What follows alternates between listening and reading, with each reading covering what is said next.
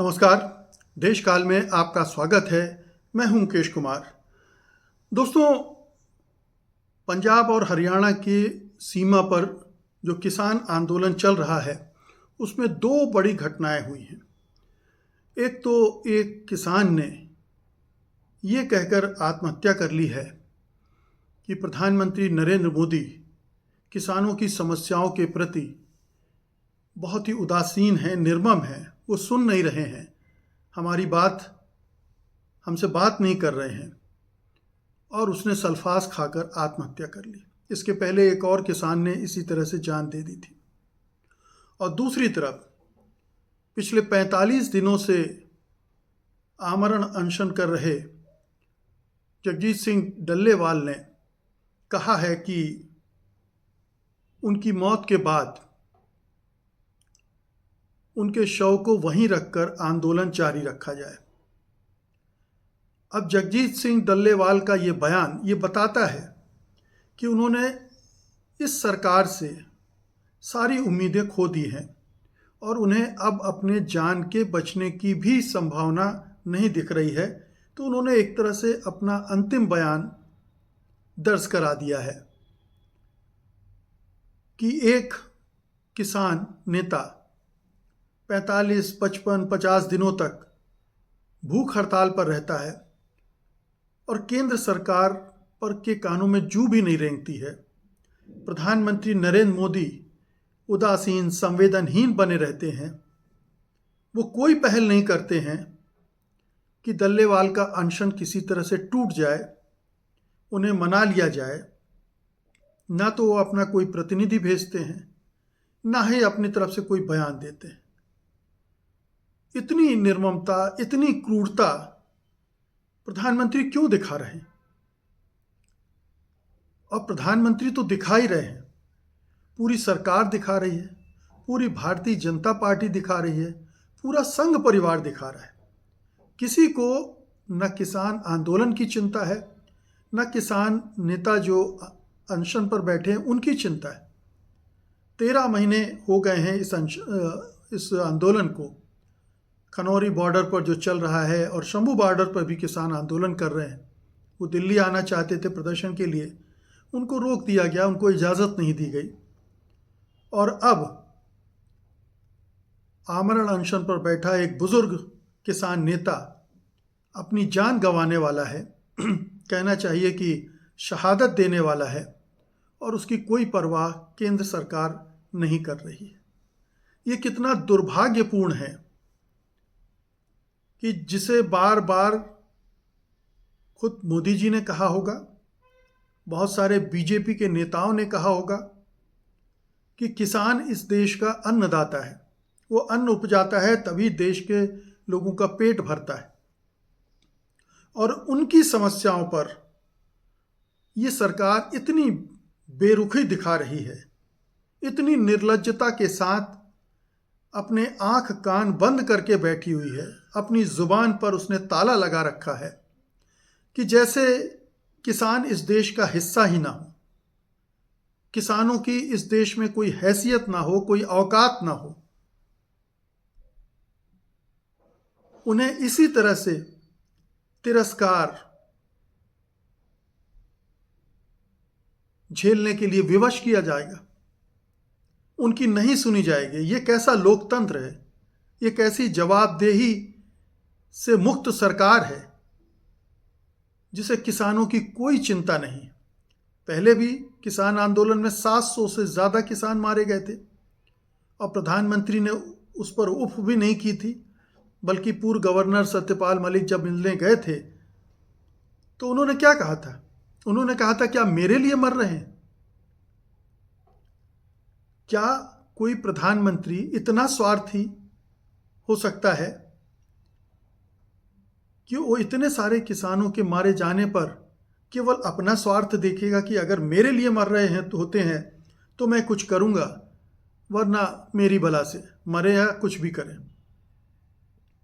ये प्रधानमंत्री का चरित्र है जो उन्होंने मणिपुर के मामले में भी दिखाया है।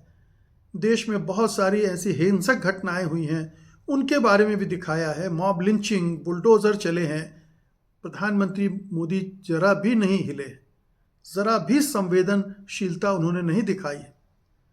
और वो तो चलिए बहुत सारे मसलों में उनको लगता होगा कि वो हिंदू मुसलमान की राजनीति है, ईसाई और हिंदुओं की राजनीति है जो उनको सूट करती है, लेकिन किसान तो किसी जाति धर्म से बंधे नहीं हैं, वो तो पूरे देश के हिस्से हैं। हम सब पूरे देश को उनकी चिंता करना चाहिए कि अगर वो अपनी मेहनत कर रहा है अन्न को उपजाने में, तो उसको उसका सही उसको उसकी कीमत मिले, उसकी उपज की सही कीमतें मिले। केवल यही तो मांग कर रहे हैं वो अन्न उपजा रहे हैं और घाटे में उपजा रहे हैं।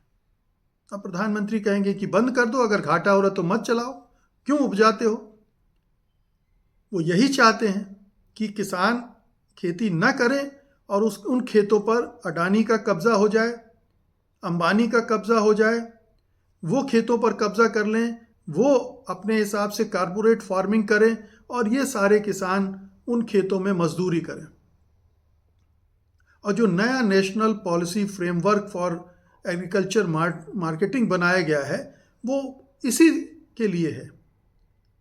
जो पहले 3 काले कानून लाए गए थे उनका भी मकसद यही था, और अब जो पिछले दरवाजे से ये पॉलिसी फ्रेमवर्क लाया जा रहा है उसका भी मकसद यही है।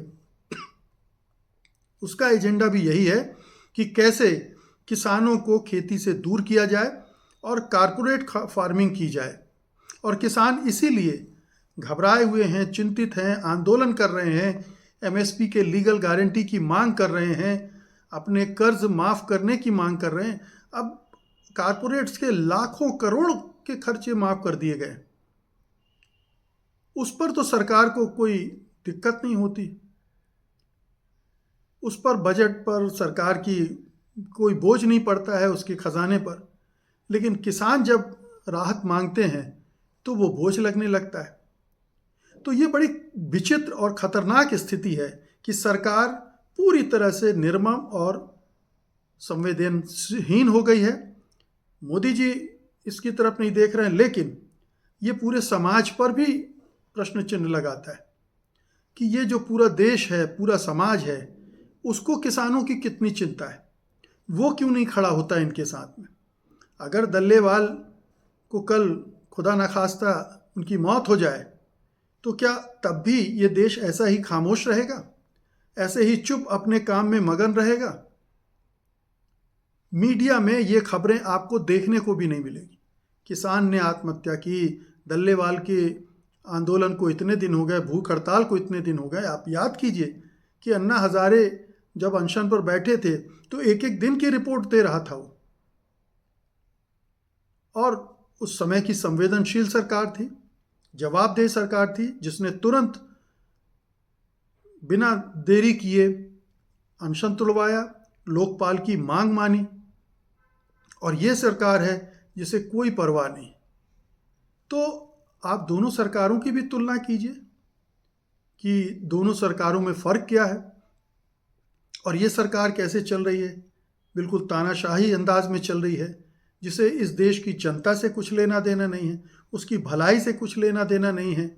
उसे लेना देना है तो सिर्फ अडानी और अंबानी के आर्थिक विस्तार से, उनको धन्ना सेठ बनाने से, उनको सारा कुछ सौंप देने से, और किसानों और गरीबों से सब कुछ छीन लेने से। ये बहुत ही विस्फोटक स्थिति इससे बन सकती है। कल को किसान अगर हिंसा पर उतर आए तब क्या होगा? क्या सरकार इसी का इंतज़ार कर रही है कि किसान हिंसा पर उतरें और फिर वो उनको लाठी गोली से उनको कुचल डाले? क्या उसका इरादा यही है? वो किसानों को उसी तरफ धकेल रही है? आशंका तो होती है। जिस तरह से चुप्पी साधे बैठे हैं, ना कृषि मंत्री को फर्क पड़ रहा है, ना किसी को फर्क नहीं पड़ रहा है। और ये आंदोलनकारियों को भी समझना चाहिए कि जो अराजनीतिक कह के वो आंदोलन चला रहे हैं, वो दरअसल आत्महत्या ही है एक तरह की, क्योंकि कुछ भी अराजनीतिक नहीं होता। और अगर राजनीति से परहेज करोगे तो ये सरकार इसी तरह से पेश आएगी। अगर इसके साथ राजनीति होती और लगता सरकार को कि ये नुकसान पहुंचा सकती है ये राजनीति, तो ज़रूर वो बात करती। आखिरकार किसान आंदोलन के बाद घुटने टेकने पड़े थे नरेंद्र मोदी को, 3 काले कानून उन्हें वापस लेने पड़ गए थे। इस बार भी किसान अगर संगठित हो जाएं तो वो स्थिति दोबारा निर्मित हो सकती है। बहुत बहुत शुक्रिया आपका, धन्यवाद, नमस्कार।